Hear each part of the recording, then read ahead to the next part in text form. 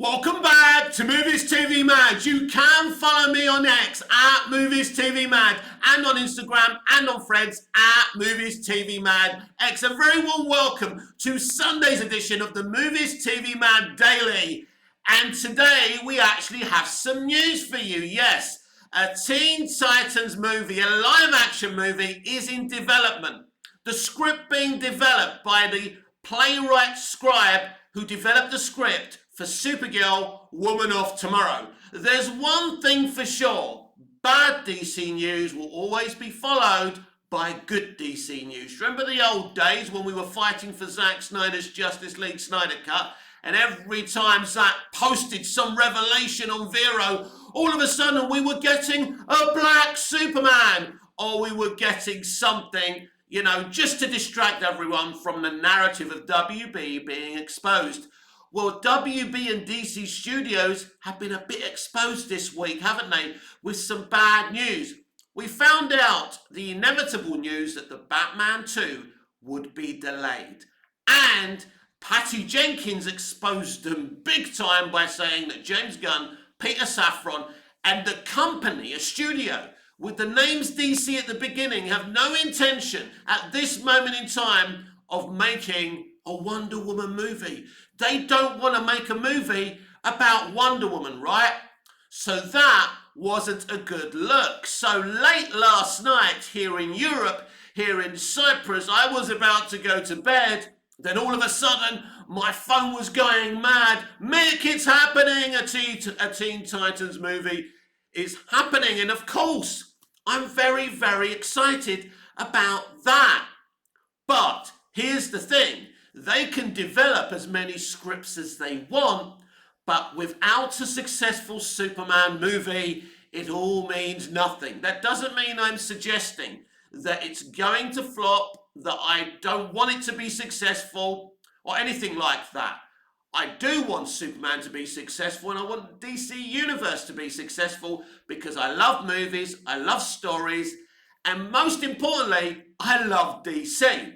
But we're not going to be an echo chamber here for anyone. We are going to give you the information you need. And the only reason that this has come out is to distract from the fact that the Batman 2 is being delayed, or people demanding a costume reveal for Superman. By the way, in my opinion, people who keep on demanding things from James Gunn, especially on Threads, like, come on James, give us the Superman costume, are very entitled people as far as I'm concerned, right? Just be patient. Like yesterday, there was a leaked picture of one of the characters in the film in her costume, right? And Boba Talks, a very highly respected content creator, a very good content creator, big DC fan, especially with Batman, tagged James Gunn and said, could you give us a clearer picture? Because I'm sure you would prefer one of your pictures than one of these leaked pictures. And I thought, wow, how are you not embarrassed to do this? Why are you making these demands of the director? Say what you want about James Gunn, but it's like all the tags for him that say, I don't want a long I don't want a long cape. Oh, I want an S on the back of the cape. No, I don't want an S on the back of the cape. I want trunks. No, I don't want trunks.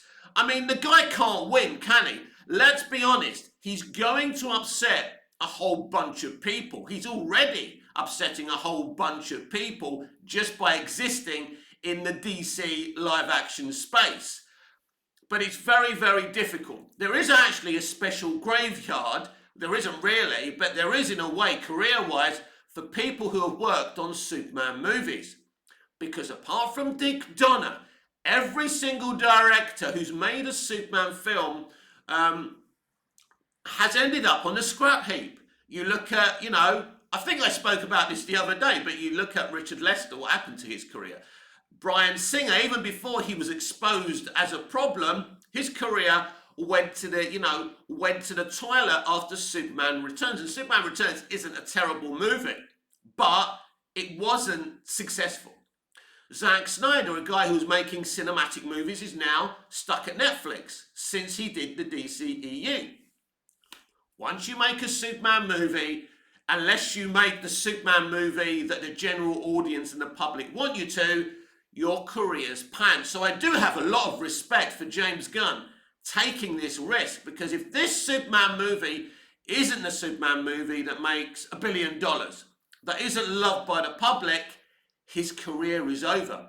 He is taking a big gamble, or he's very confident about his own ability to deliver the first successful and beloved Superman movie since Superman 78. Yes, there are fans of Superman Returns. I'm one of them. There are fans of Man of Steel. I am one of them. But neither of those films had the success and the love. It's not just about box office or reviews. Getting that love of the general audience, and uplifting the general audience is the most important thing, because studios have to pay their bills. It's not just about, this film did this better or that film, Superman 78 brought Superman into the mainstream kind of movie paradigm. It's a historic movie.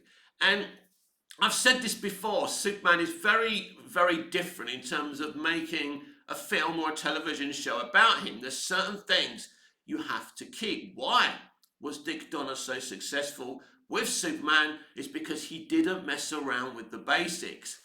But this, my friends, is just a distraction. It's as simple as that. I'm not saying they have no intention of making a Teen Titans live action movie. Of course, as well as Night Following Day, every nerd on the internet is so excited about this. There's two sides of DC fandom. There's the naive ones who just think that James Gunn is God, and there's the ones that just really hate James Gunn, right? Well, Snyderverse stands, right? So, as I say, I'm a very clear, honest, direct person. Why pretend that's not the case? Well, it is the case, right? When someone's shitting on James Gunn on the internet, all I have to do is look at their profile and bio and see who they're following, and it's other Snyderverse stans. There's nothing wrong with being a Snyderverse stan, by the way. There's something wrong about being abusive about a director.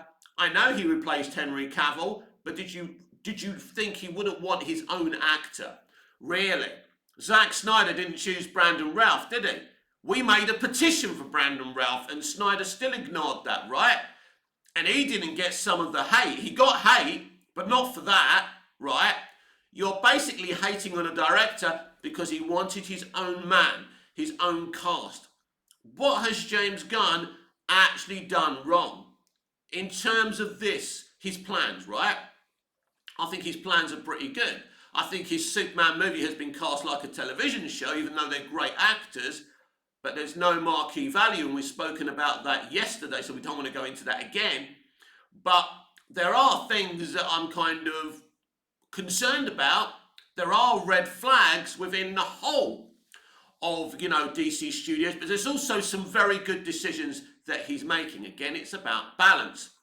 Now, who is this young woman who developed the script for Supergirl, Woman of Tomorrow? Is she his Christina Hodson, who, by the way, is still a writer and part of the writing team at DC Studios?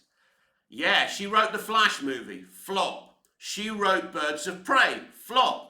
But she's still there. Now, Anna, whose surname I cannot pronounce, has developed the script for Supergirl, Woman of Tomorrow. She's adapted Tom King's, or is it Tom Taylor's, or whichever one of those DC Comics writers developed the original comic book. It's in fact quite a new comic book. It's not that old. And she's adapted it for film. She's going to be writing whatever James Gunn tells her to write for a Teen Titans movie. Teen Titans has, Titans was a live action TV show as well as Teen Titans Go, which is an amazing, fun animated series, which I absolutely adore. It's great. So it'll be interesting what happens. And will the Robin in Brave and the Bold actually be part of Teen Titans? That will be very interesting. Maybe that's why Robin is in Brave and the Bold.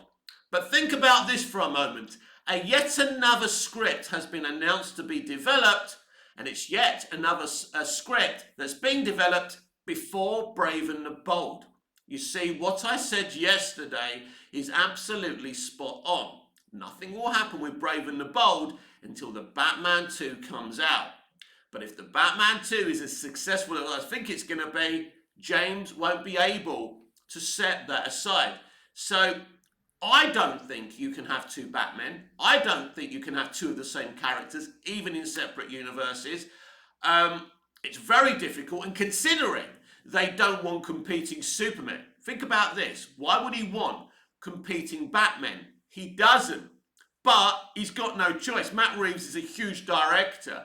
They're not just going to cast him aside because, as I said yesterday, his film made $750 million. A 3-hour film, barely any action. Amazing result. No matter what people say, amazing result. And you can't compare it to the box office of a film with Batman and Superman in it. So stop doing it because it's dumb, it's stupid, and you're the one who looks stupid, nobody else. But this on its own is an exciting announcement. But it is interesting to me. Why would you green light so many things? You know, because if, as I say, if Superman doesn't work, if Superman doesn't make the money they need it to make, it ain't happening. None of this can happen. It's not possible. You know, WB Discovery, Warner Brothers Discovery are a business. They need to make profit. They need to pay the bills at the end of each month.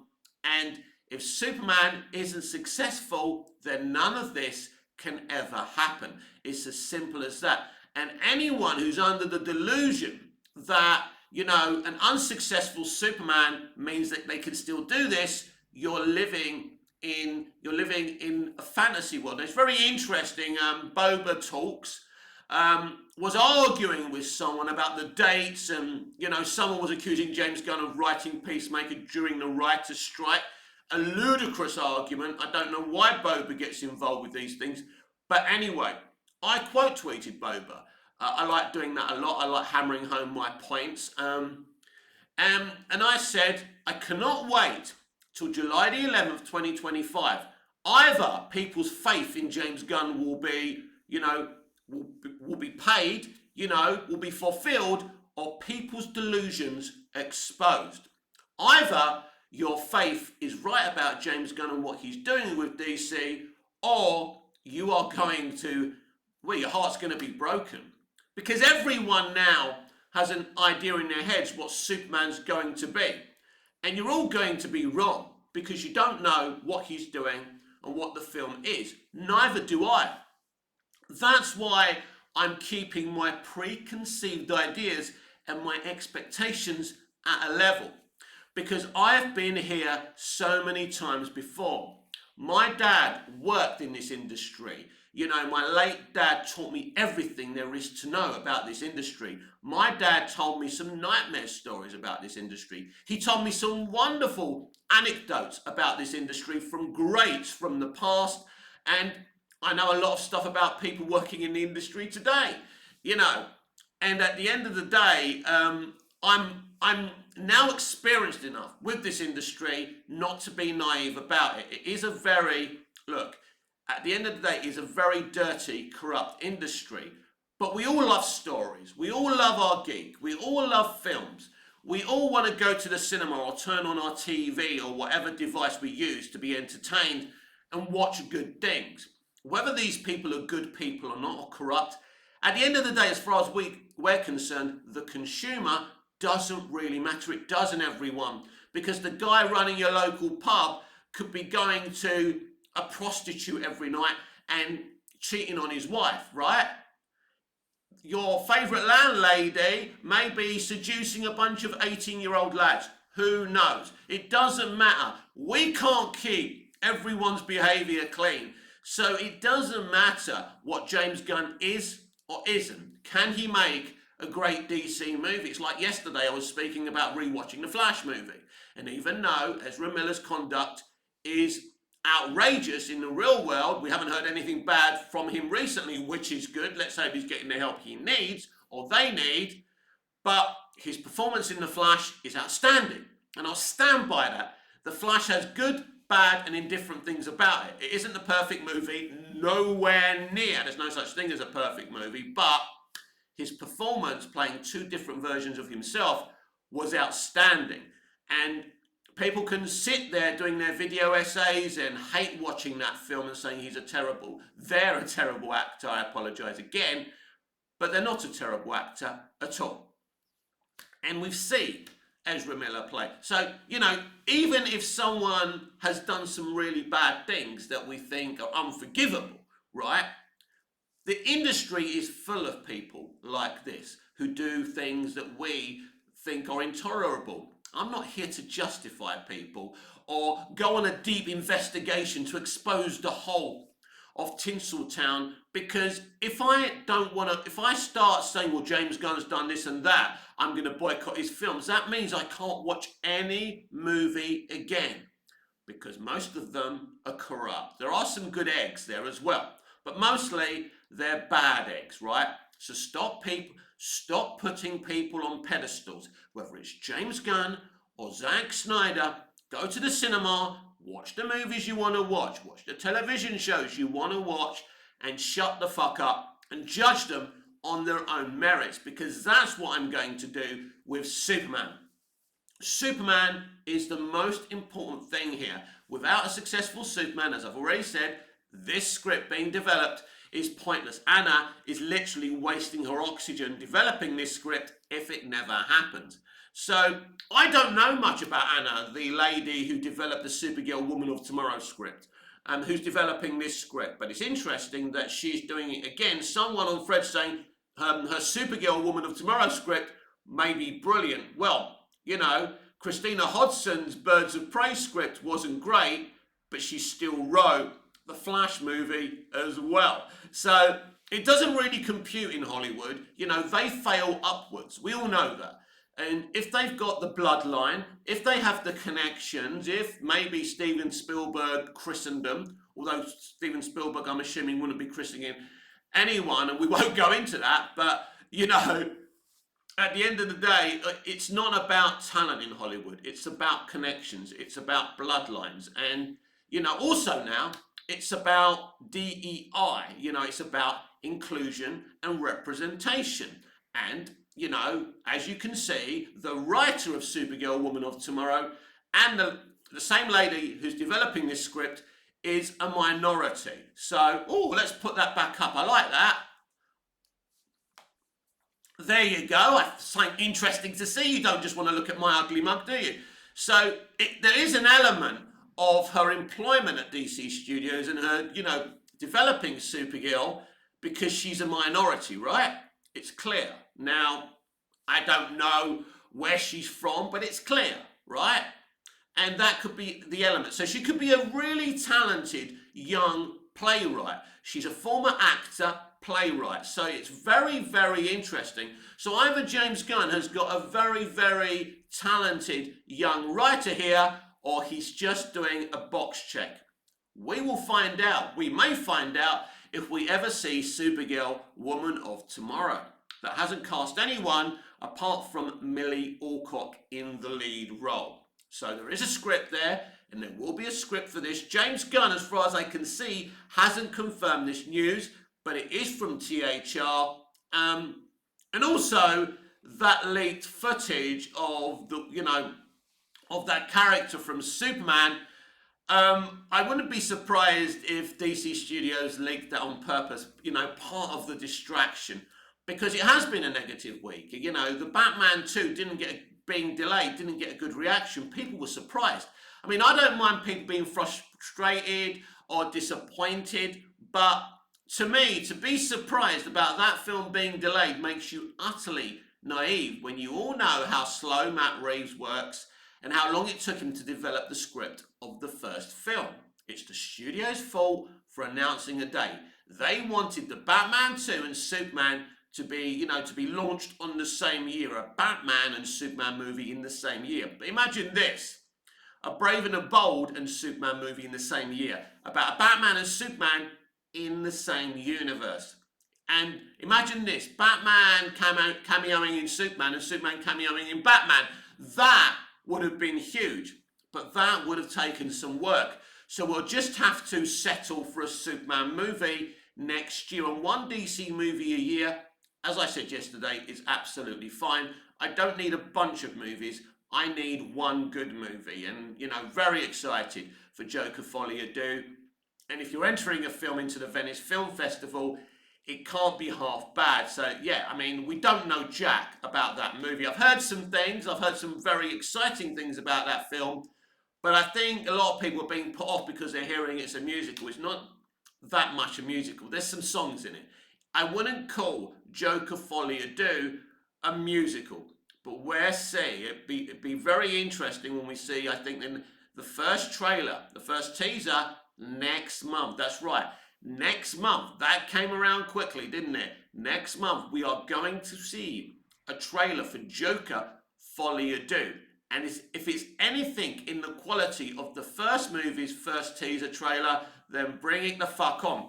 Because really, that first teaser was the reason that people got interested in the movie, because they saw something very, very interesting. And I don't think it was WB who had anything to do with the execution of that trailer. It was Todd Phillips. This is Todd's movie. He'll market it. He'll get his people to market it. He will do what he needs to do to get this movie watched. There was a lot of toxicity about the first movie. I read something on Threads from a very disturbed person, and there are a lot of disturbed nerds on Threads. They said this is exactly what they said. I find it disturbing that men related to Joker but didn't relate to Captain Marvel. So I had to kind of explain to this nut job, without swearing, without being abusive, why men related to the Joker film. It doesn't mean we kind of approve of his actions later on in the movie. Arthur Fleck is a mentally ill man, not getting any support for his mental illness. He loses his meds. He loses his psychiatrist. He's abused by his mum, who he's been taking care of. This is who the character is. So of course we're going to empathise with everything the character's going through, but we don't approve of what he's doing. Joker is an amazingly written and directed movie. Captain Marvel not only was a missed opportunity, I didn't totally hate that movie, but it's not a great movie. And the actor playing Captain Marvel stood up in a press conference and attacked men. There's a war on men, especially in Hollywood. We know that. So it's no surprise there's a record amount of young men depressed and attempting suicide and succeeding to end their lives. So that is what I said to this very ill person who thinks that the film Joker shouldn't be as relatable as a film about a woman. Just because a film's about a woman, it doesn't mean we should relate to it automatically. Those movies have to be as well made as the movies starring men. I don't watch a movie because it's about a bloke. I don't watch a movie because it's about a white guy. I don't care about people's identities. I care about great stories. That's the point. But there's now a culture now where we have to see a movie starring a woman. We have to go and see and watch a movie about a bunch of gay men, even if they're not very good. Because if we don't, we're homophobic, we're racist, and we're sexist. Well, I'm sorry, that's not how it works, right? Give me a great movie. In the late 80s, there was a movie starring Jodie Foster about a young woman who was raped. Every boy, every man, every woman went to see that movie. Boys got educated what women go through in that situation, and women were able to see something that they could relate to as well. Different times. Nowadays, there will be discourse because of the internet, because of the film The Accused. So, just because you don't watch a movie starring a minority that's not very good, or a woman, or gay women or gay men, it doesn't make you an ist or an ism. It just means they're not very good movies, or they're not for you. God forbid, right? May the gods forbid that we don't want to go and see a movie because we're not interested in it. But this is where we live. This is the world we live in today. So this is interesting. This is curious, but timing is everything at the end of the day. And as night follows day, bad DC news is always followed with good DC news. And we've seen it here. This is a perfect example. This is what WB have always done. This also kind of shines a light that the people running DC, the real people running DC and WB making the decisions, haven't really changed. Because this is textbook WB. Bad news, let's distract them with this. Because it doesn't matter whether she's actually developing a script for this or not, or if we ever see this movie or not. It distracts people for now. As I say, they try to distract us with a black Superman movie produced by J.J. Abrams, right? Where is that movie? Where is that movie? What are we, 4, 5, 6 years on from that announcement? There's no black Superman movie. You'll never see that black Superman movie. It was all a lie just to distract us from fighting to release the Snyder Cut or whatever they were doing. Was that 2019? They announced that movie? It's embarrassing. And we could be, in 6 years' time, if I'm still alive, because I'll be about 57, oh my God, I'll be an old man. But, you know, this time in the same amount of time, we may not be getting this movie.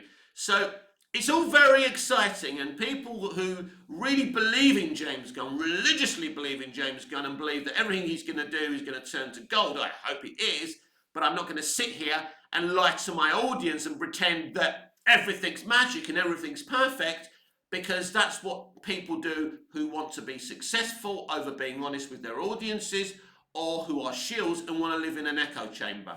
And I don't want to live in anybody's echo chamber, and I don't want to live in my own echo chamber.